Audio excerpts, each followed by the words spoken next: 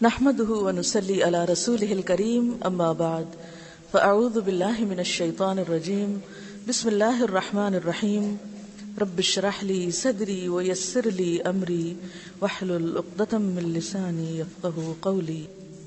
بسم الله الرحمن الرحيم. نماز، فرضیت، فضیلت اور اہمیت. نماز کب سے پڑھنی چاہیے؟ نماز کب فرض ہوتی ہے؟ اس کا اندازہ رسول اللہ صلی اللہ علیہ وسلم کی اس حدیث سے ہوتا ہے: مروا اولادکم بالصلاۃ وهم ابناء 7 سنین واضربوهم علیها وهم ابناء 10 سنین وفرقوا بینہم فی المضاجع. اپنے بچوں کو نماز پڑھنے کا حکم دو جب وہ 7 سال کے ہو جائیں، اور جب وہ 10 برس کے ہوں تو انہیں نماز چھوڑنے پر مارو اور ان کے بستر الگ کر دو. یعنی پھر بچے ایک بستر میں نہ سوئیں بلکہ الگ الگ سوئیں، کیونکہ اس وقت بلوغت کے آثار شروع ہو جاتے ہیں.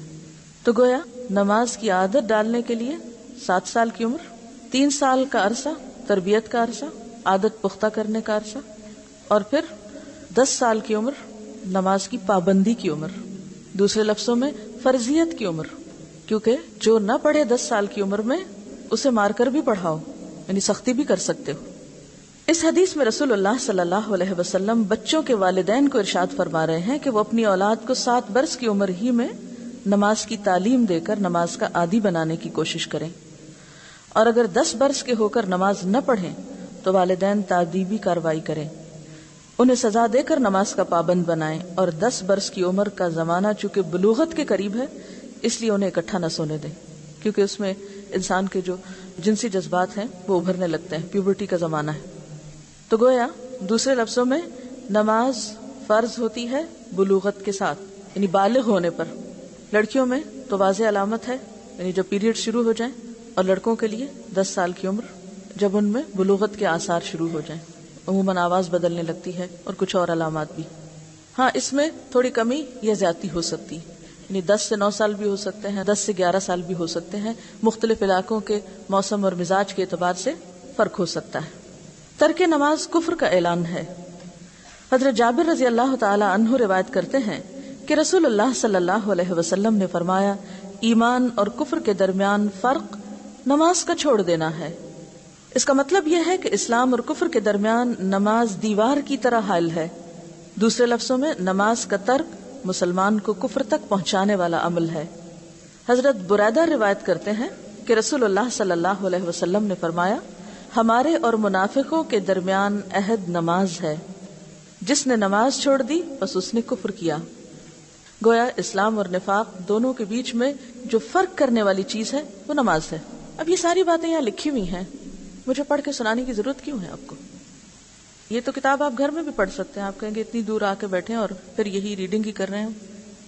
اس میں ایک تو بات یہ کہ یقین کی کیفیت بڑھتی ہے، دوسری بات یہ کہ یہ جو مختلف ناموں کی پروننسیشن وغیرہ ہیں ان پہ خاص طور پر آپ توجہ کریں، ان کا اعراب لگا دیں، تاکہ جب آپ یہی بات کسی اور کو بتائیں یا پڑھائیں تو آپ کا پروننسیشن یا نطق بھی درست ہونا چاہیے. تو کسی بھی کتاب کے استاد سے پڑھنے سے علم یقینی حاصل ہوتا ہے. اس حدیث کا مطلب یہ ہے کہ منافقوں کو جو امن ہے وہ قتل نہیں کیے جاتے اور ان کے ساتھ مسلمانوں جیسا ہی سلوک روا رکھا جاتا ہے. تو اس کی وجہ یہ ہے کہ وہ نماز پڑھتے ہیں، اور ان کا نماز پڑھنا گویا مسلمانوں کے درمیان ایک عہد ہے جس کے سبب منافقوں کی جان اور ان کا مال مسلمانوں کی تلوار اور یلغار سے محفوظ ہے. اور جس نے نماز ترک کی یعنی چھوڑی تو اس نے اپنے کفر کا اظہار کر دیا. حضرت عبداللہ بن شقیق رحمت اللہ علیہ روایت کرتے ہیں صحابہ کرام اعمال میں سے کسی چیز کے ترک کو یعنی چھوڑنے کو کفر نہیں سمجھتے تھے سوائے نماز کے.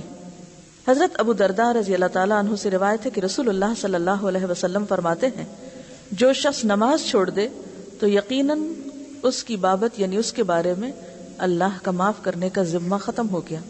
یعنی اللہ تعالیٰ چاہے تو معاف کر دے اور چاہے تو سزا دے. حضرت ابن عمر رضی اللہ تعالیٰ عنہ روایت کرتے ہیں کہ رسول اللہ صلی اللہ علیہ وسلم نے فرمایا: جس شخص کی نماز عصر فوت ہو جائے تو گویا اس کا اہل اور مال لوٹ لیا گیا. تو باقی کیا رہا؟ گھر والے بھی لٹ گئے اور مال بھی. سونامی ڈیزاسٹر کو یاد کریں، جس میں لوگوں کے ساتھ یہی ہوا کہ دونوں چیزیں ہی چلی گئیں، گھروں کا بھی صفایا ہو گیا اور انسان بھی بہہ گئے، کوئی ایک بچا کوئی دو بچے. پوری دنیا میں ایک کوہرام برپا ہے اس ڈیزاسٹر کے بعد، ہر شخص اپنی جگہ پر خوف زدہ ہے. لیکن ہم نماز نہ پڑھ کر اور ایک نماز چھوڑ کر اللہ کے عذاب کو دعوت دیتے ہیں. پھر ہم سوچتے ہیں ہم پر بلا کیوں آئی، ہم پر ہی مصیبت کیوں آئی، ہم ہی آزمانے کو کیوں رہ گئے. ہم نہیں سوچتے کہ ہمارا قصور کیا ہے، ہمارے پارٹ پہ کمی کیا ہے، ہماری کوتاہی کیا ہے. ہم نماز پر نماز چھوڑتے چلے جاتے ہیں، اللہ کے غضب کو بھڑکاتے چلے جاتے ہیں اور اس کے بعد بے فکر ہو جاتے ہیں. تو نماز کا معاملہ آسان معاملہ نہیں. حضرت بریدہ رضی اللہ تعالیٰ عنہ کہتے ہیں کہ رسول اللہ صلی اللہ علیہ وسلم نے فرمایا، جس شخص نے نماز عصر چھوڑ دی پس اس کے اعمال باطل ہو گئے. غور کیجئے، جس نے جان بوجھ کے نماز عصر چھوڑ دی اس کے باقی اعمال بھی ضائع ہو گئے. گویا نماز کا نہ پڑھنا ایک جرم نہیں، یا اس کا نقصان ایک طرح سے نہیں بلکہ ملٹی فولڈ ہے. ایک نماز کا ضائع کرنا باقی اعمال کو بھی ضائع کرنے کے برابر ہے. اس کے برعکس نماز کا پڑھنا، اس کا فائدہ کیا ہے؟ حضرت ابو ہریرہ رضی اللہ تعالی عنہ روایت کرتے ہیں کہ رسول اللہ صلی اللہ علیہ وسلم نے فرمایا، الصلوات الخمس والجمعۃ الی الجمعۃ کفارۃ لما بینہن ما لم تغش الکبائر. 5 نمازیں ان گناہوں کو جو ان نمازوں کے درمیان ہوئے مٹا دیتی ہیں، اور اسی طرح ایک جمعہ دوسرے جمعہ تک کے گناہوں کو مٹا دیتا ہے، جبکہ کبیرہ گناہوں سے اجتناب کیا گیا ہو، یعنی کبیرہ گناہ نہ کیے گئے ہوں تو صغیرہ گناہ نمازوں سے معاف ہوتے چلے جاتے ہیں. جس طرح وضو سے انسان کے جسم کی ظاہری نجاستیں دھلتی ہیں، اس طرح نماز سے انسان کے باطنی یا اندر کے گناہ دھلتے ہیں. مثلا فجر کی نماز کے بعد جب ظہر پڑھیں گے تو دونوں نمازوں کے درمیانی عرصے میں جو گناہ لغزشیں اور خطائیں ہو چکی ہوں گی اللہ ان کو بخش دے گا. اسی طرح رات اور دن کے تمام صغیرہ گناہ نماز پنجگانہ یعنی 5 وقت کی نماز سے معاف ہو جاتے ہیں. گویا 5 نمازوں پر ہمیشگی کرنا مسلمانوں کے نامہ اعمال کو ہر وقت صاف اور سفید رکھتی ہے، حتیٰ کہ انسان نماز کی برکت سے آہستہ آہستہ صغائر سے یعنی چھوٹے گناہوں سے باز رہتے ہوئے کبیرہ گناہوں کے تصور سے ہی کانپ اٹھتا ہے. جو چھوٹے گناہوں سے بچتا ہے، جو چھوٹی چیزوں کے بارے میں محتاط ہے، کیا وہ کبیرہ گناہوں کے بارے میں دلیر ہو سکتا ہے؟ نہیں. اور جب چھوٹے چھوٹے گناہ معاف ہوتے چلے جاتے ہیں تو انسان کا دل صاف ہونے لگتا ہے، انسان کی روح سے بوجھ ہٹنے لگتا ہے، پھر انسان کے اندر اور نیکیوں کا شوق پیدا ہوتا ہے اور انسان آگے بڑھتا چلا جاتا ہے. حضرت ابو ہریرہ رضی اللہ تعالی عنہ سے روایت ہے کہ رسول اللہ صلی اللہ علیہ وسلم نے صحابہ کرام سے فرمایا، بھلا مجھے بتاؤ، اگر تمہارے دروازے کے باہر نہر ہو اور تم اس میں ہر روز 5 بار نہاؤ، کیا پھر بھی جسم پر میل باقی رہے گا؟ صحابہ رضی اللہ عنہم نے کہا، نہیں. آپ نے فرمایا، یہی مثال 5 نمازوں کی ہے، اللہ تعالیٰ ان کے سبب گناہوں کو معاف کر دیتا ہے.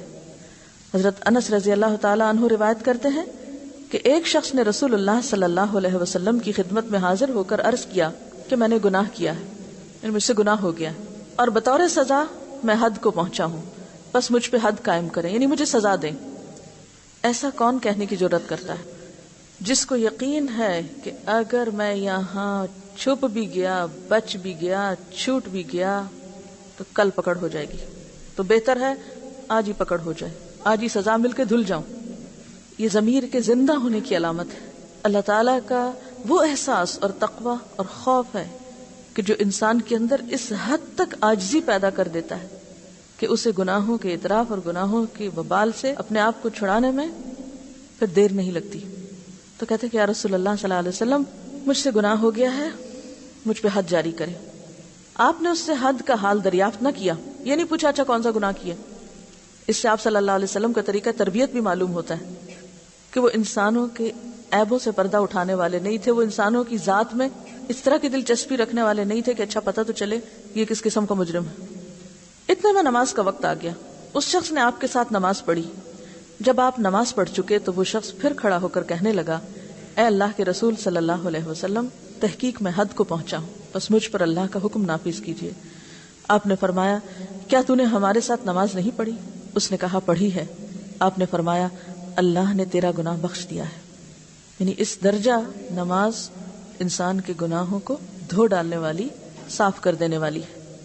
اللہ کی رحمت اور بخشش کتنی وسیع ہے. کہ نماز پڑھنے کے سبب اللہ نے اس کا گناہ جسے وہ اپنے سمجھ کے مطابق حد کو پہنچنا کہہ رہا تھا معاف کر دیا.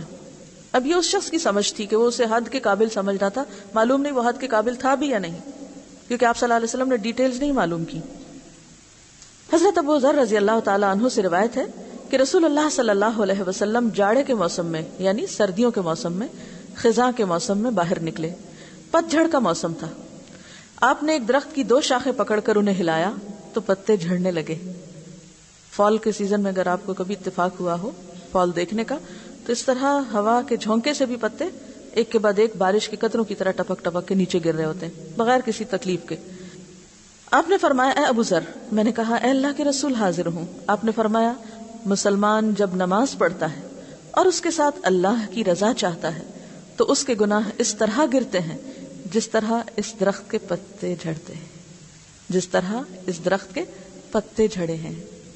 یعنی امیجن کیجئے کہ نماز کے بعد انسان گناہوں کو اپنے اوپر سے اس طرح اتار رہا ہوتا ہے بسہولت جیسے وہ پتے ایک کے بعد ایک گرتے چلے جاتے ہیں. یہ اتنی خوبصورت مثال ہے. وہ پتے کس قسم کے پتے ہوتے ہیں؟ جو پیلے پڑ چکے ہوتے ہیں، جو سوکھ چکے ہوتے ہیں. اب ان کا زیادہ دیر درخت کے ساتھ رہنا کچھ فائدہ مند نہیں ہوتا. اب انہیں گر ہی جانا چاہیے، کیونکہ اب وہ درخت کی خوبصورتی میں نہیں اضافہ کرتے بلکہ درخت کو بدصورت بنا دیتے ہیں. اگرچہ ایک وقت آتا ہے کہ وہ پتے بھی بظاہر بڑے خوبصورت نظر آتے ہیں، لیکن زیادہ وقت گزر جائے تو وہی لال کالے سے ہو جاتے ہیں اور پھر انہیں گر ہی جانا چاہیے. تو گناہ بھی بظاہر کتنے اٹریکٹیو ہوں، کتنے خوبصورت ہوں، لیکن بہرحال وہ انسان کو بدصورت بناتے ہیں، ایمان کی طرف تازگی اور رونق کو ختم کرتے ہیں. لہٰذا وہ گرنے ہی چاہیے، اور ان کے گرنے کے لیے اللہ تعالیٰ نے بہترین ذریعہ نماز مقرر کر دیا. حضرت عبادہ بن صامت کی روایت ہے کہ رسول اللہ صلی اللہ علیہ وسلم نے فرمایا اللہ تعالیٰ نے 5 نمازیں فرض کی ہیں، بس جس نے اچھا وضو کیا، ان کو خشوع کے ساتھ پڑھا اور ان کا رکوع پورا کیا تو اس نمازی کے لیے اللہ کا عہد ہے کہ وہ اس کو بخش دے گا. اب کون سی نماز بخشش کا ذریعہ بنتی ہے؟ کیونکہ پیچھے ہم نے پڑھا کہ ایک شخص نے بہت بڑا قصور کیا، آپ صلی اللہ علیہ وسلم کے ساتھ نماز پڑھی تو آپ نے فرمایا کہ تمہارا قصور معاف ہو گیا. جو نماز آپ کے ساتھ پڑھی گئی ہوگی اس نماز کے خشوع کا عالم کیا ہوگا؟ لہٰذا یہاں سے یہ بات پتہ چلتی ہے کہ صرف نماز کا پڑھنا ہی کافی نہیں، بلکہ نماز میں پوری طرح عاجزی کا احساس، بندگی کا احساس، خشوع و خضوع یہ سبب بنتا ہے کامیابی کا. قد افلح المؤمنون الذین هم فی صلاتهم خاشعون. اللہ تعالیٰ نے 5 وقت کی نمازیں فرض کی ہیں، بس جس نے اچھا وضو کیا تو گویا اچھا وضو پہلا سٹیپ ہے اچھی نماز کا. ان کو خشوع کے ساتھ پڑھا اور ان کا رکوع پورا کیا. یعنی خشوع کے بعد پھر مزید خشوع ہی کا سمبل رکوع ہے. خشوع دبنے اور جھکنے کو کہتے ہیں نا. عموماً ہمارا رکوع کس طرح ہوتا ہے؟ ہم پوری طرح جھکتے بھی نہیں، یوں اتنا ایسے ٹیڑھا سا جھکتے ہیں، پورا جھکتے بھی نہیں. تو رکوع پورا کیا، اس جملے کو انڈر لائن کیجئے، ان کا رکوع پورا کیا یعنی پوری طرح جھکے اور تسبیح پوری کی تو اس نمازی کے لیے اللہ کا عہد ہے کہ وہ اس کو بخش دے گا. حضرت عمارہ بن رویبہ رضی اللہ عنہ روایت کرتے ہیں کہ رسول اللہ صلی اللہ علیہ وسلم نے فرمایا جو شخص آفتاب کے یعنی سورج کے طلوع اور غروب سے پہلے یعنی فجر اور عصر کی نماز پڑھے گا وہ شخص ہرگز آگ میں داخل نہیں ہوگا. حضرت عثمان رضی اللہ تعالیٰ عنہ روایت کرتے ہیں کہ رسول اللہ صلی اللہ علیہ وسلم نے فرمایا جو شخص نماز عشاء با جماعت ادا کرے اسے اتنا ثواب ہے گویا اس نے آدھی رات تک قیام کیا، اور پھر صبح کی نماز با جماعت پڑھے تو اتنا ثواب پایا گویا تمام رات نماز پڑھی. یہ ہے اللہ کی رحمت.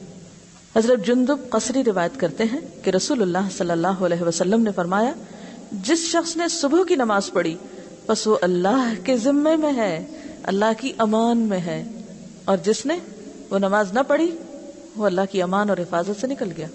وہ مصیبتوں کو دعوت دے رہا ہے دنیا میں بھی اور آخرت میں بھی. کچھ معلوم نہیں اس کے بعد دنیا سے جانے کا وقت آ جائے تو کس حال میں جائے گا. ایسے دن جائے گا جس کی ابتدا اس نے اللہ کی نافرمانی سے کی.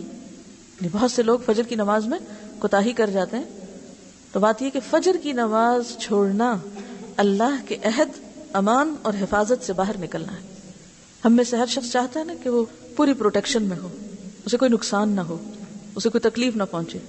لیکن اس چاہت کے ساتھ وہ دن کا آغاز کس طرح کر رہا ہے اسے اپنے پارٹ پہ بھی سوچنا چاہیے. حضرت ابو ہریرہ رضی اللہ عنہ روایت کرتے ہیں کہ رسول اللہ صلی اللہ علیہ وسلم نے فرمایا تمہارے پاس فرشتے رات اور دن کو آتے ہیں، آنے اور جانے والے فرشتے نماز فجر اور نماز عصر میں جمع ہوتے ہیں۔ یہ کن فرشتوں کی بات ہو رہی؟ کرامن کاتبین کی۔ جو فرشتے رات کو رہے وہ آسمان کو چڑھتے ہیں تو ان کا رب ان سے پوچھتا ہے، یعنی اعمال لے کے آسمان پہ جاتے ہیں تو اللہ تعالیٰ ان سے پوچھتے ہیں، حالانکہ اللہ تعالیٰ کو اپنے بندوں کا حال خوب معلوم ہے، تم نے میرے بندوں کو کس حال میں چھوڑا؟ وہ کہتے ہیں ہم نے ان کو اس حال میں چھوڑا کہ وہ نماز پڑھتے تھے، اور ہم ان کے پاس اس حال میں گئے کہ وہ نماز پڑھتے تھے۔ حضرت ابو ہریرہ رضی اللہ عنہ سے روایت ہے، رسول اللہ صلی اللہ علیہ وسلم نے فرمایا منافقوں پر فجر اور عشاء سے زیادہ بھاری کوئی نماز نہیں۔ فجر اور عشاء کی نماز کو اپنے لیے ایک بوجھ اور مصیبت سمجھنا کیا ہے؟ دراصل منافقت کی علامت۔ اگر انہیں ان نمازوں کا ثواب معلوم ہو جائے تو وہ ان میں ضرور پہنچیں، اگرچہ انہیں سرین پر چلنا پڑے، یعنی گھسٹ گھسٹ کے پیٹھ کے بل۔ سرین پر چلنے کا مطلب یہ ہے کہ اگر پاؤں سے چلنے کی طاقت نہ ہو، یعنی کوئی پاؤں سے چل نہ سکے، اس کے پاؤں نہیں ہے یا کھڑا نہیں ہو سکتا، تو ان نمازوں کے ثواب اور اجر کی کشش انہیں چوتڑوں کے بل یعنی گھسٹ گھسٹ کے مسجد پہنچنے پر مجبور کر دے، یعنی ہر حال میں پہنچے۔ نبی کریم صلی اللہ علیہ وسلم کو نماز عصر اس قدر پیاری تھی کہ جب جنگ خندق کے دن کفار کے حملے اور تیر اندازی کے سبب یہ نماز فوت ہو گئی تو آپ کو شدید رنج پہنچا۔ اس پر نبی صلی اللہ علیہ وسلم کی زبان مبارک سے یہ الفاظ نکلے، ہمیں کافروں نے درمیانی نماز یعنی صلاۃ الوسطی نماز عصر سے باز رکھا، اللہ ان کے گھروں اور قبروں کو آگ سے بھر دے۔ یعنی اتنا شدید افسوس تھا۔ آپ رحمت للعالمین تھے، کسی کے لیے بد دعا نہیں کرتے تھے، لیکن ان لوگوں کے لیے جنہوں نے آپ کو اس قدر مشغول کیا کہ آپ کی عصر کی نماز چلی گئی، ان کے لیے آپ نے پھر بد دعا بھی کی۔ نمازی اور شہید۔ حضرت ابو ہریرہ رضی اللہ عنہ روایت کرتے ہیں کہ ایک قبیلے کے 2 شخص ایک ساتھ مسلمان ہوئے۔ یہ بڑی انٹرسٹنگ حدیث ہے۔ ایک قبیلے کے 2 شخص ایک ہی دن مسلمان ہوئے، ان میں سے ایک جہاد فی سبیل اللہ میں شہید ہو گئے اور دوسرے 1 سال کے بعد فوت ہوئے۔ حضرت طلحہ نے خواب میں دیکھا کہ وہ صاحب جن کا 1 سال بعد انتقال ہوا اس شہید سے پہلے جنت میں داخل ہو گئے۔ کیا سمجھ میں آیا؟ اکٹھے ایک دن مسلمان ہوئے، ایک شخص شہید ہو گئے، دوسرے 1 سال بعد فوت ہوئے، شہید نہیں ہوئے، اور وہ شہید سے پہلے جنت میں داخل ہوئے۔ مجھے بڑا تعجب ہوا کہ شہید کا رتبہ تو بہت بلند ہے، اس لیے جنت میں اسے پہلے داخل ہونا چاہیے تھا۔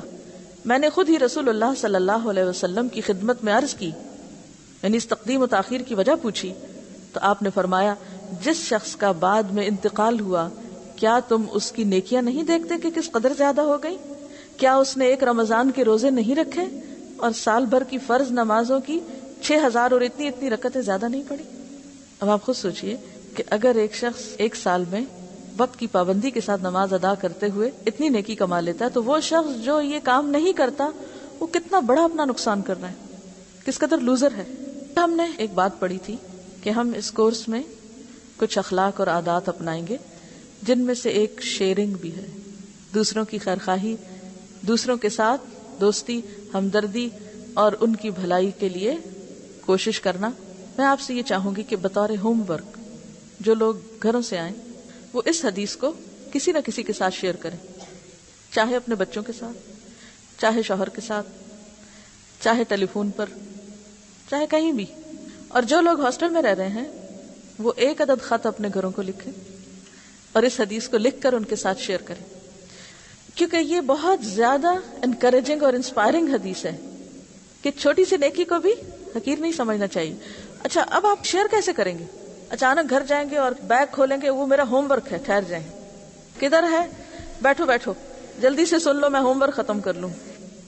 حضرت ابو ہریرہ روایت کرتے ہیں کہ ایک قبیلے کے 2 شخص ایک ساتھ مسلمان ہوئے۔ ایسا کریں گے؟ کیا کریں گے؟ کوئی بتائے طریقہ؟ جی، ماحول کیسے کریٹ کریں گے؟ جب ہم گھر جاتے ہیں نا تو گھر والے ضرور پوچھتے ہیں اچھا آج کیا کیا؟ پتہ نہیں آپ لوگ آپس میں شیئر کرتے ہیں کہ نہیں باتیں؟ اکثر گھروں میں یہ ہوتا ہے کہ جب گھر والے اکٹھے ہوتے ہیں تو ایک دوسرے سے پوچھتے ہیں اچھا آج کیا کیا، آج کیا ہوا۔ اچھا کوئی نہ بھی پوچھے تو ہم کہتے ہیں پتہ آج کیا ہوا۔ جسٹ ٹیک اٹ نیچرل، بالکل نیچرل وے میں۔ اور پھر آپ دیکھیں کہ اس سے پہلے اس حدیث کو 3 دفعہ 4 دفعہ 5 دفعہ رستے میں ہی پڑھ کے اپنے دل میں بٹھا لیں، ریڈ آؤٹ نہیں کرنی، اپنے آپ کو پہلے سنائیں۔ کیا پوری یاد ہو گئی؟ کیونکہ غلط بھی نہیں کوٹ کرنی. اچھا جو لکھنے والے ہیں وہ تو خیر دیکھ کے لکھ لیں کہ کیونکہ لکھے